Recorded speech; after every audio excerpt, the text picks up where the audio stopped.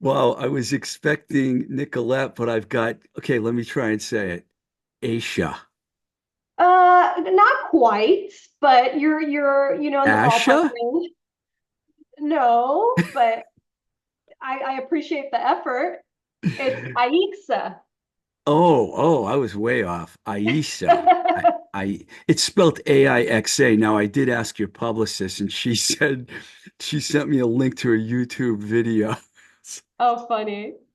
Yeah, I mean it's not a common name, and the X throws people off just a bit. It's not common to have to pronounce an X in a name, so it's all good. How I'm did you used. get that name? Because did your parents ever explain it to you?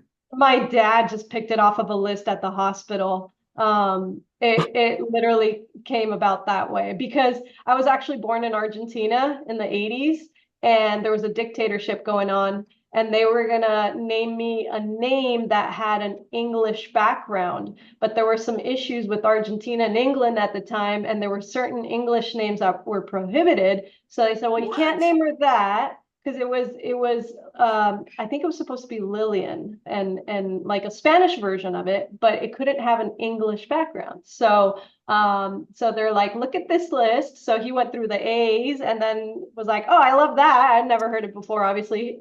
Who Uh, has? Who that has was, heard of it? yeah, that was his thought on it. And the funny thing is that he went through all the birth certificate documentation process at the hospital and didn't let my mom know. Like he just showed up probably shortly after and was like, oh, and by the way, her name is this. you know? So luckily Wow. it worked out. They're still married, so it didn't cause a divorce. That's a crazy story. Wow. I don't Yeah. know. Wow. Well, I love your drumming, by the way. I'm glad you're Thank here. you. And I have to ask first, how's Betty doing? Betty's doing better. She's not out of the woods. She actually just posted an update today. Today's being September 9th is when we're recording this, and she's doing a lot better. The incredible thing with this whole treatment that she's been going through is that everything that her doctors have, you know, proposed for her as far as her treatment plan has truly been showing results. And I mean, she was diagnosed with stage 4 cancer 2 years Mm. ago, just over 2 years ago. And it was, obviously with the initial diagnosis, it sounded very grim and at first the shock really gets to you, but we quickly all just, stepped up for her and just continued to be optimistic about the whole situation and just say like, look, this is we understand this is hard and she's the one that's physically going through it, but you've got this whole support system that really stepped up, and it's incredible because that's part of one of the reasons why I believe she's here today. Just that positive reinforcement, and then a good team of doctors and all these treatments she's been going through have been working out. So she's got another surgery coming up. She's actually waiting on that to confirm. And then after she's done with all the surgery process of getting rid of this cancer, she's going to be going through some more chemo. But, we are starting to see the light at the end of the tunnel. It seems like the biggest cancer, which was in her liver, has not come back, and it's been removed. And she's recovering from just that major surgery she had a few months ago. But it's crazy, and she's definitely an example of a miracle and of truly the human effort and the resilience that someone can go through and have and be able to really fight cancer, like a real warrior for sure. Well, that's good to hear. It sounds Yeah, positive. yeah, it's not always that you can share some good news in such a, bad situation. So it's looking better. It's definitely looking better, and she's looking forward to kind of putting this behind her, but she's still going through it. And yeah, and everybody continues to support her, and it's amazing because it's truly her main focus in life right now is just getting better. That's really good to hear. Really good to hear. Thank you. Um, Yeah. Can we go all the way back for our listeners that are not familiar with the evolution of Go Betty Go? Some of this I knew, some of it I read online. I know that your history, I know you guys have been around for over 20 years, and I know Yeah. about side one, and we'll talk about all that and everything. But so, from what I understand, the band formed at Glendale High School. Did you guys all go to Glendale High School? Yeah, Nicolette, my sister, Betty, and I went to Glendale High School, and we met through a mutual friend. I had just graduated. Nicolette and Betty were still in school, and funny enough, we were actually students even earlier than that in elementary school. But Glendale is a pretty big suburb in LA, so there were always a lot of students in school. So we actually didn't really meet until that mutual friend introduced us, after spending years together in the same school. And Betty turned out to be a neighbor who literally lived down the street. And a friend was like, "Hey, she plays guitar." And I was like, "That's cool. I've seen her at school before." And funny enough, when we'd walk home from school back home, I would kind of like cross her. And so I have these memories of when you're as a kid walking home from school, like kind of crossing by each other. So anyway, she came over, we started jamming. And for me, that was established. I'm like, cool, we're a band. And Betty was like, whatever. It was a one-time Was it hangout, the two of jamming out. you? Just the It two was of you? Nicolette, Betty, and myself. Yeah, the three of us Wow. together.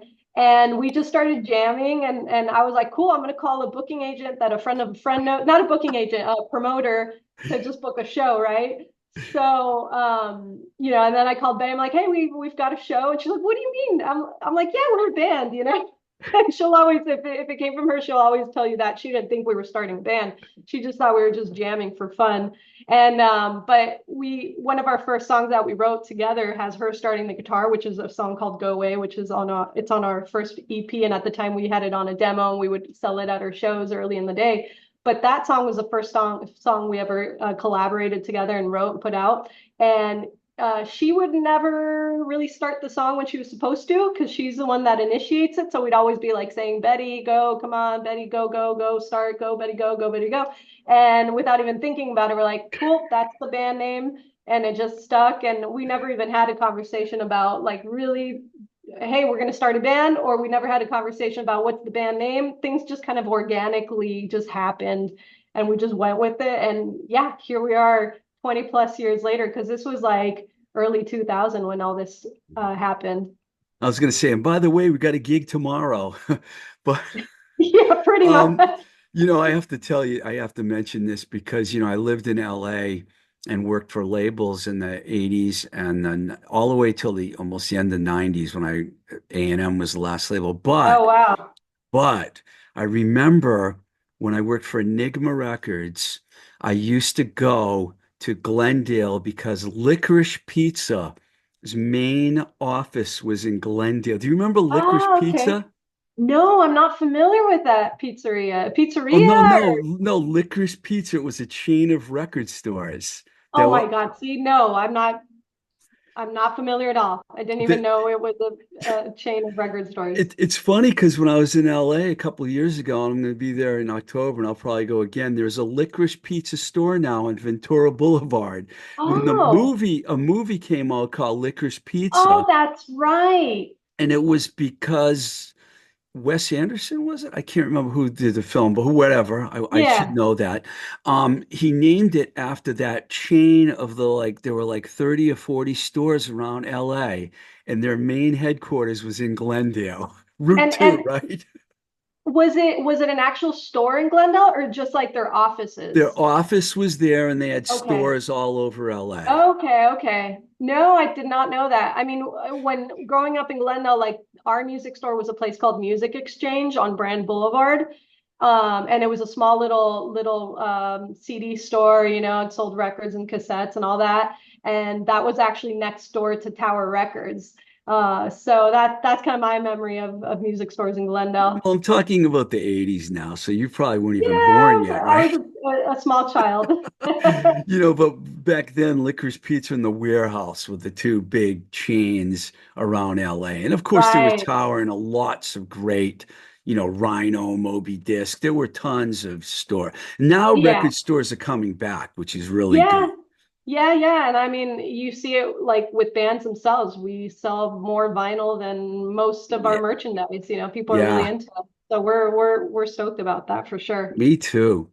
When did you when did things start happening in LA, and like what clubs did you play like early on? And also, do you remember some of the bands that you played with those early gigs with? I'm just curious because not Yeah. 99 you formed, in 2000 you started to play out. It was early 2000s, so in the two, or, yeah, in the mid 2000s is probably when we started playing. And we actually, not too far from home, down a neighboring city called Highland Park, they had Yeah. this dive bar called Mr. T's Bowl, and we would start playing there. That was like our first like official real gig because technically our first show was a 10-year-old's birthday party, and then our second gig was someone's party. The house had a name. It was Miguel's Hell House, and what you can envision of Miguel's Hell House looking like is probably what it looked like. It was like near LAX.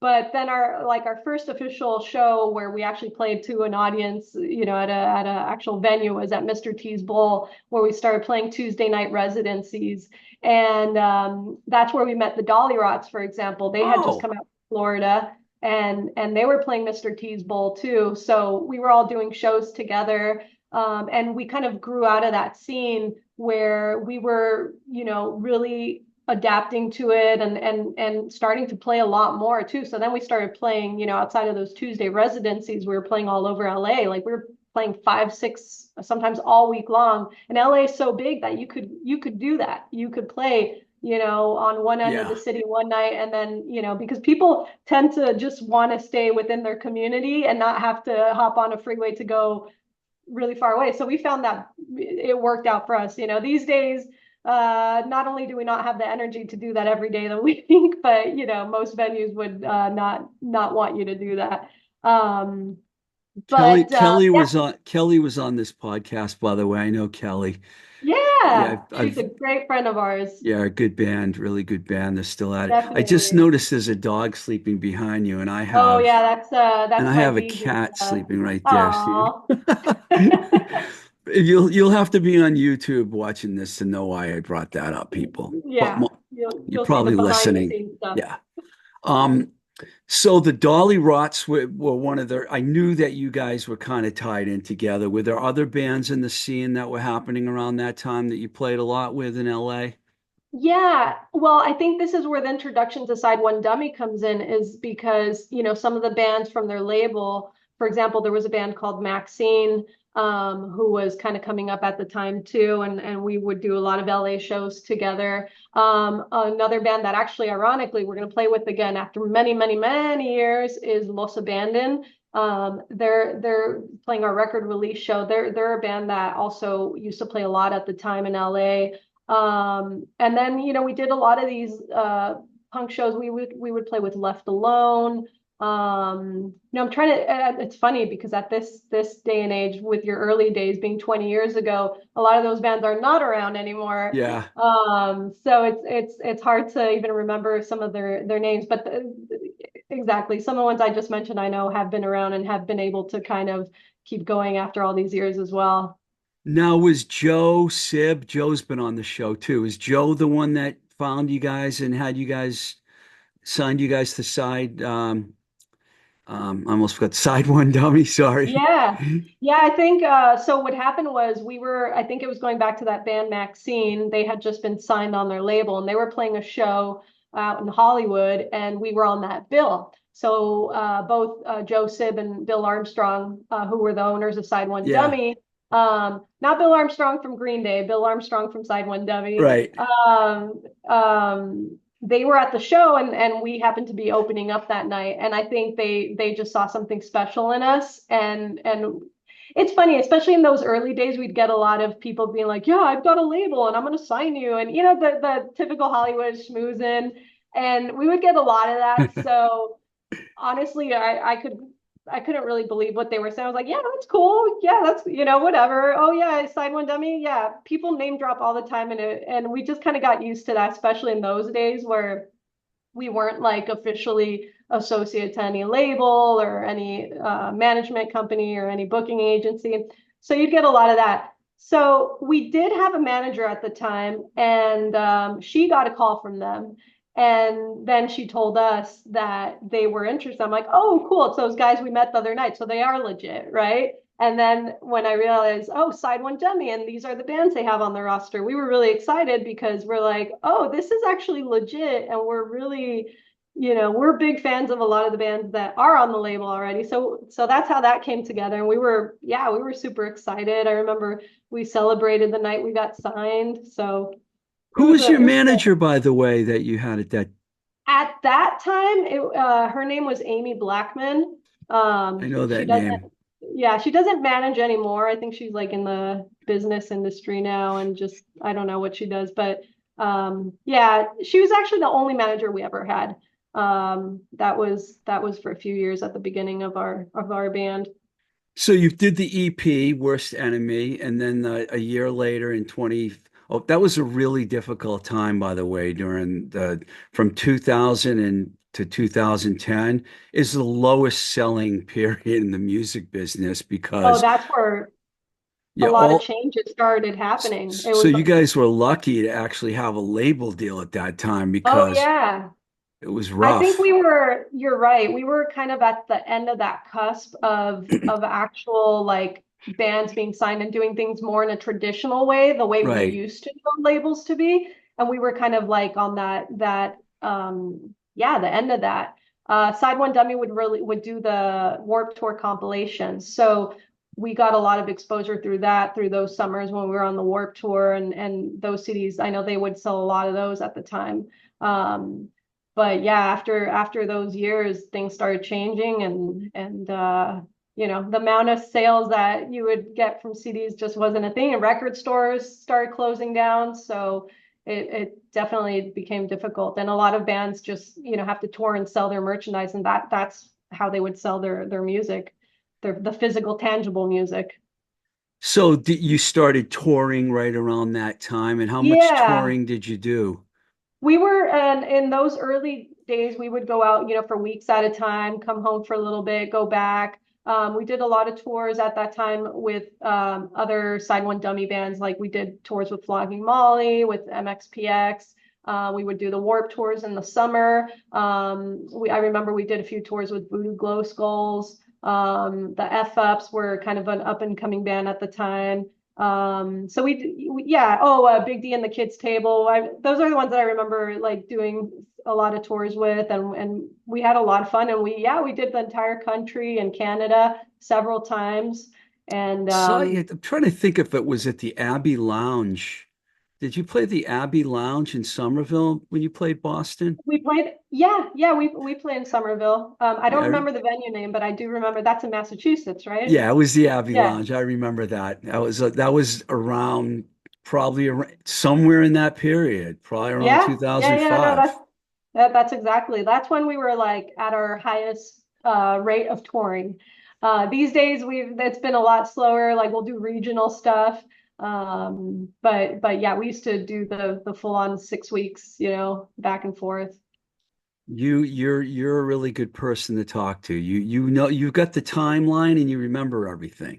So Hopefully so my memory can keep up. it's good. It's good. So the original band split up for a little while. I know you've never left the band. You've been there all along. I'm the person with the most overtime hours in the band, You that's are for the sure. only member really Yeah. because Betty has had to take a little break. You're the only. Yeah. So Yeah, yeah. when Dana said, you were going to come on, I was like, great, let's Yeah, go yeah. because I know in 2006 you guys kind of broke up and Emily and Phil came in. And what Yep. was that period like? So that period was like kind of taking a continuation from that like that grind that we were starting to feel from touring so much. I think a lot of bands will ultimately come to a situation like this, especially when you're a band kind of at our scale where you're touring in a van, you're touring. We actually upgraded to an RV, so that was nice. But it becomes your full-time job, it becomes your life, and it's like you're living like a gypsy on the road. It's not that glamorous. It's a lot of Sleeping fun. on floors. I know. Yeah, sleeping on floors. I mean, in the RV, we had our own bed, so that was nice. The luxury. Uh, so it's like these things that just as humans, as friends, as family, things will start getting to you. And my sister blew up and she had enough of some of the dynamics that were happening at the time in the band. I think it's just, again, that pressure of like trying to fulfill these commitments when maybe you're not feeling up for it. And it's like when you start a band, it's all fun and dandy, but then it sometimes it becomes work. And you know, with different personalities in the band, like any family, if you're like stuck in a room together for 6 weeks at a time, something, you know, ultimately could happen. And it did. Nicolette was kind of just fed up with the way that we were doing things. And she decided she wanted to quit the band, and she did. And of course, for all of us, it was a heartbreak. And it's not what we wanted. We definitely wanted to continue. But she quit the band, and that was in 2006. We were actually in the middle of a tour, and it was it was I didn't almost know. just I didn't. out of a movie. I know about a lot of this, but Yeah, you don't know what the real story is, and you don't have to. You can tell whatever version of it you want, basically. But yeah. I know she quit in the middle of a tour, though. Oh I yeah, kind yeah, yeah. No, it was literally, you know, she quit in the middle of a tour, and we had a few days left, and it was like, well, okay, great. What do we do now? You know, we were kind of in limbo there for a minute, and we ultimately, Michelle, Betty, and I decided, well, this is kind of our thing now. This is our life. We want to continue the band, so we actually held auditions at the time. This was like in early 2006 or so. I mean, honestly, I don't remember what time of the year it was, but it was in 2006. And Emily, we loved the way she sang and performed, and we were, you know, really excited to keep the project going. And it's like kind of the spirit of Go Betty Go. It's just ultimately to keep this thing going. So she joined the band, and that was for a few years. She was probably in the band about 3 years, 3, 4 years. And Michelle was in the band shortly, while Emily had just joined us. And then she kind of also was kind of getting over it as well. Again, it's, you know, it's you feel like sometimes things aren't going the way that you want them to go. And I know she probably felt like she had to focus more on her education and get a real job. So that dream, you know, starts to kind of mold into this reality where we're all getting a little older, and we're like, well, great, I don't want to be broke all the time, or I don't want to have to come back home and sleep on a couch, or I want to have my own place. You know, it's these things that unfortunately rock and roll doesn't always pay the bills. And we had our you know, our great moments and all that, but life just happens. So Phil was in the band for a little while as well. We did our first European tour with him, and he filled in for Michelle and was in the band for a little while. And then we went on hiatus where we didn't like officially break up, but I remember at the time I moved down to Argentina for a year. This was like in 2009, 2010. And you know, the band just kind of stopped being the band without any official breakup or anything. It just kind of fizzled out. And then randomly in 2012, a friend of Betty's who's like a promoter in LA and booking shows, she was like, hey, Betty, why don't you, I'll book Go Betty Go. Why don't you guys get back together and just do the show just for fun, right? And I was like, well, that'll be interesting because I really haven't talked to Michelle in a little while, and Betty and Nicolette haven't talked to each other in a little while. So I was like, well, screw it, whatever. I'll just ask them if they want to do it. And everybody just came together for this kind of one-time reunion show. And then after playing the show, we had so much fun, and so many people seemed to be excited about it. We're like, well, why not just keep doing it? And we have been since 2012. This, you know, this of. period of the band is longer than the first, you know, few years of the band. So we've been doing it ever since 2012, you know, with the four of us. Michelle has now, he's 14. She has a 14-year-old now.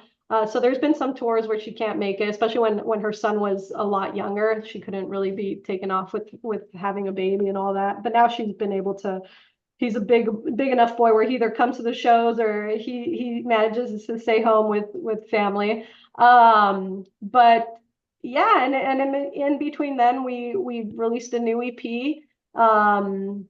Back in 2015, and we're a band that doesn't release a lot of music frequently, just because for us it really is a collaboration with all of us doing music. So we all try to make time together when we can to collaborate together as a, you know, a puzzle that comes together, and we write new music. And that's why finally now we're releasing another EP, just coming out now here in September. Okay, thanks, but no, you did good. You saved me like three questions in there, but I knew We could summarize or go back if I didn't touch no, base okay, on I any knew of it. about the reboot EP that came out in 2015. I was going to ask you about the long period without any releases, but I think you kind of explained that. You guys don't record a lot. That's understandable.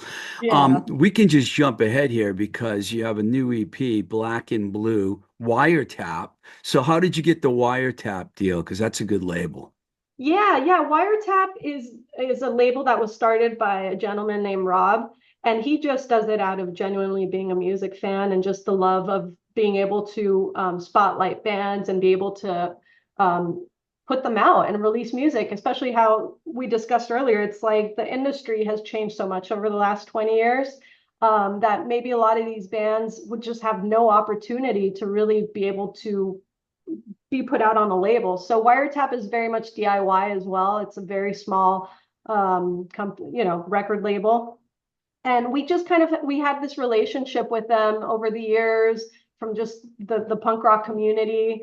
I mean, I don't really remember how we met, but it was just something that just kind of made sense. And we first worked with them. They actually reissued our very first full-length album, Nothing Is More, and they re-released it on vinyl. That was our first Oh, collaboration with nice. them. Yeah.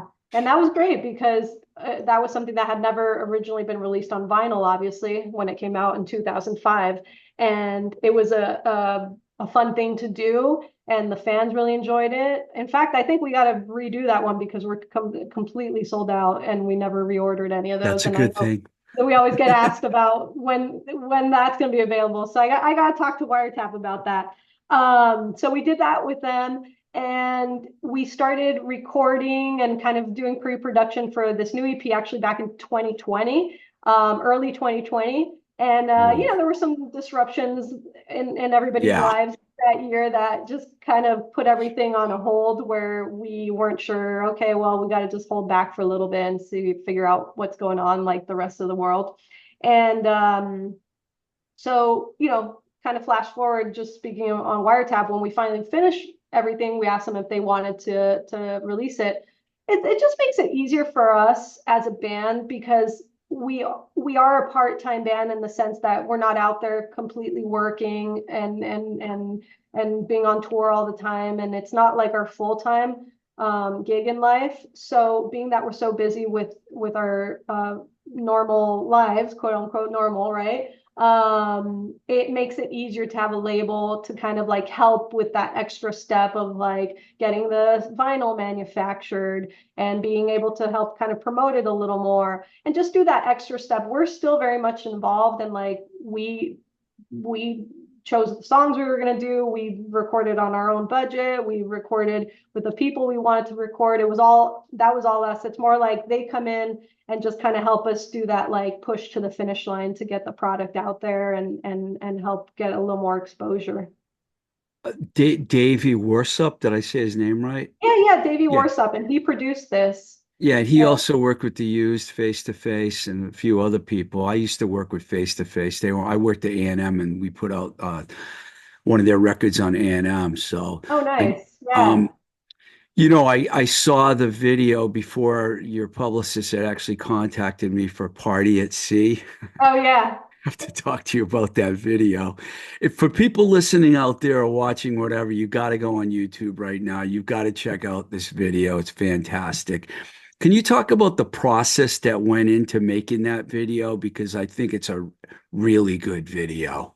Well, thank you. And that's why it is a shame in this particular moment that Nicolette had a cold and couldn't be here, because she is actually the vision and the designer and the creative behind this entire video. The video came together, the song itself, Party at Sea, when you listen to it, it sounds like you're on an adventure, right? Yeah. Your imagination without ever seeing the video, like you could just you see this whole like adventure on a ship with storms and people dancing. So if your imagination works that way, the way that like mine does, when I heard the song, I was like, I would be so cool if we could make a video that like kind of reflects what the song is all about and this vibe that it gives. But I was like, but that's impossible. How in the world can we do that? We have a zero budget practically. Because I'm thinking like this is a full like Hollywood production, the way I envisioned this video, right? But Nicolette was like, wait a minute here. I think I can do it. I was like, She "Ooh, did it? okay. Really? Yeah, Wow. she said, I think I can do it because she went to art school and is a professional graphic designer. She her day job is she does content and posters for the movie industry. And she actually got laid Nice. off last year when the writer's strike happened in Hollywood. So for her, unfortunately, she didn't have a full-time paying job, but for the band, she had a lot more free time to be able to really like work on our album art and work on video ideas and work on photography and all the creative stuff that a band really could use and benefit from and that we need to put ourselves out there, especially when you're not like touring all the time. You have this platform, which is social media, that you can continue to put art out. So, and also going back to Betty's health struggles, we knew that we couldn't do something that was very difficult for Betty physically. And we wanted to be able to do something that represents a song. So she thought, if we can shoot on green screen, just let me handle it and you'll see what I can do. And we were like, okay, well, I guess we got to trust you, right? So we did exactly that. And she learned some techniques and tools and some programs in art school that Killed it. were able to come to life in this video. So, without speaking more about it, you should just go watch Yeah, it. she But killed it. She absolutely yeah, killed it. I it's can't believe amazing. I didn't see that when I didn't read I guess I didn't read everything That's underneath the okay. video, but I was transfixed on the imagery, It's because so visually stimulating. It's funny because it's a fun video to watch. It's a fun song, and it's so cool that we were able to put this vision into reality and be able to see it come to life. Because I was kind of bummed out thinking like, oh, it would be impossible to do this, but she really stepped up and made it possible, and it's out there for everybody to see. you And guys must have had your minds blown away when she oh played it yeah, for when you. yeah, when we first saw the first like edits and all this stuff, I was like, holy shit, okay, wow. I was like, this is unbelievable. So And it's we're got so excited. Yeah, Yeah, and that it's she got a bunch of yeah. views, so it's definitely people are watching it. So that's fantastic. Yeah, And the EP is actually coming out September 13th, which is will probably be out when this it's out now because this will probably probably. And yeah. in the future when you're listening to this, it would have been out. And it's there The for everybody to enjoy. Is there a video yet for Keep Up, the second single? There is a video. It's something again, being that we were limited with Betty's health situation and all that. It's again something that Nicolette made. It's kind of a collage of like show clips and visuals that she put together. But yeah, absolutely. If you go to YouTube and look up Go Betty Go Keep Up, you'll see some that's our music video. And she also created a lyric video for our other song on that EP called We Talk a Lot. So there's quite a bit out there for this new EP that she was again because she had a little time on her hands, she was able to put some of the stuff together. Is this coming out on vinyl also? Yes, it's going to be on vinyl. It'll be available. Do you have Bandcamp? We have Bandcamp, which that needs to be updated, but it will shortly, soon. So I know so it's on SoundCloud. where would people go to buy the vinyl if they wanted it? For the vinyl, they could go through our social media platforms. Well, right now it's available on wiretaprecords.com. Okay. So they can get it through Wiretap. We'll have it at our shows. And then shortly after, we'll start putting it up on our website. We have a merch store, gobettygo.com, and it'll be available there as well. Okay, couple more things. You're awesome. I got three shows that I found. Correct me if I'm wrong, but I believe you're Yeah. playing September 19th in LA at the Paramount. That's your release show. Who's on that bill? So on that bill is Los Abandoned, which we Oh, were talking about earlier as yeah. one of the bands that played back in the day with us. We also got a band called the Reflectors. They're based out of LA, and a new band from Wiretap Records also, or a newer band called Stormhouse. So it's a four-band bill that night, all LA-based bands, and that'll be for the record release show. Yeah, September 19th. And then you're playing in Vegas at That's Area right, Sin 15 City. on September 21st. Or is it, I'm sorry, Yeah, that's Asylum right. Arcade. Well, Oh, you're right. It's area. So I've never been to this place, but Area 15 is this like entertainment complex. And within this is a uh, club. venue, there's like different, yeah, Yeah. there's different venues inside. So we're playing, yes, we are playing at Area 15, and it's called Arcade Asylum. And that's where we're actually playing. And that's a free show. I mean, it's 21 and over. So if anyone's going to be in Vegas that weekend, it's Saturday, September 21st. And then the 22nd, Orange County, Irvine, California, at the Yeah. Attention Fest. Yeah, which is a festival that Wiretap Records is having for their actual 10-year anniversary. And they're having a lot of bands from their label do it's a 2-day festival. We'll be headlining the second day, which is September 22nd, that Sunday. Again, free show down in Orange County. So if anyone's available and can make it, it's going to be a fun day to have. I'm missing it And by then, like a oh, freaking. and we are going to be playing in Chicago, October 12th. That's at Reggie's in Chicago. It's called the T1 Fest. It's a newer festival. I think it's the fifth year they do this. It's a festival they do to raise awareness and funds for type 1 diabetes. And Nice. we'll be part of that. It'll be our first time in Chicago in like over 5 years. So So is this we just a one-off it's a date? one-off show. Yeah, it's a one-off show in Chicago. I think the festival's like a 2, 3 day festival. Guttermouth, I think Diesel Boy. There's a few, oh, Kepi Cooley. There's a few different bands. I think some local bands I'm not completely familiar with, but it sounds like it's going to be a jam-packed festival. So we'll be there on Saturday, October 12th. And yeah, if you're in the Chicago area or close-ish, I would say it's an opportunity to come see us. Maybe if you're in Cleveland or if you're in St. Louis, um, Detroit. Detroit, make the 4 or 5 hour drive and come out and see us that weekend. You're a great promoter. Okay, one more thing, and then I'll let you go. What are you listening to these days? Do you listen to vinyl? Do you listen to streaming? How do you listen? What are you listening to? I'm a streaming person out of practicality because I work and drive a lot, so it's just a lot easier to plug music in on my phone.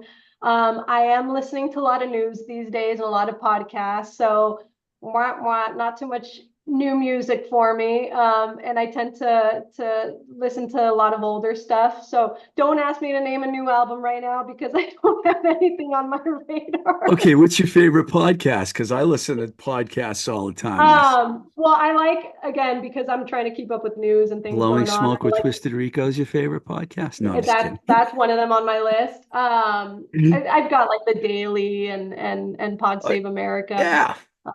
and I like The, listening to Michael Moore's podcast. But you know, I'm just keeping up with the state of our country. yeah, it's an interesting state we're in. Interesting. Well, I've been Yeah. trying to avoid the news. I've been avoiding the news for about 40 years. I know. Sometimes But I watch it or listen. I'm like, what am I doing? But well, I'll it's be, our reality. this election's so important that It I is. have to get on MSNBC and, once we get close. But you know what podcast I listened to, and I just heard an episode today. Ted Danson was on his Smartless. If you want to Oh, listen to a okay. really cool, it's these three Jason Bateman and okay, Sean Hayes and Will Arnett. Okay, I got them all. Oh, fun. I almost No, I'm said sure it's great. Justine Bateman, Jason's sister. But anyway, but thank you so much for taking the Thank time. you. It's been a pleasure. And I love the, Party at Sea. I checked out the video and it's fantastic. And I'm sure I'm going to like the whole EP. I've been following you guys for a while and good high energy. And I love your high energy drumming, it's Thank fantastic. you. Yeah, it's a fun thing to do. And the one thing I didn't mention that I want to say about the new EP real quick is that Emily is coming back and she's singing two songs on the EP. We were discussing her Really? earlier. But yeah, we did two songs back in the day with her, and we never recorded an EP or album with Emily, even though we did a lot of touring and a lot of shows. And we just thought it'd be a fun thing to kind of come full circle and we all sing together. And Nicolette and Emily are, singing on some of the same songs together. So that'll be a treat for everybody to Is hear. So she you'll in get a another chance to hear. is she in another band now? No, she got out of singing. She's kind of in the music industry behind the scenes and marketing and things like that, but she never went on to sing. She was on The Voice and she was on American Idol for a little I while. heard So that. I did hear some that. people might recognize her from there, Yeah, I but did hear that. Yeah. she's Well, always that been a punk rock singer at heart. So she never, decided that that was the way she wanted to go. And I think she got disillusioned with some stuff along the way. But no, she just came back, and this will be some music that she puts out with us. and I have to say, you being a drummer, I see the Marshall stack behind you, so I guess you Yes, might you got all the equipment too. I do. This is our rehearsal studio as well. Awesome. Hey, thanks a I'm ready to lot, go. and good luck with the Thank new record. you.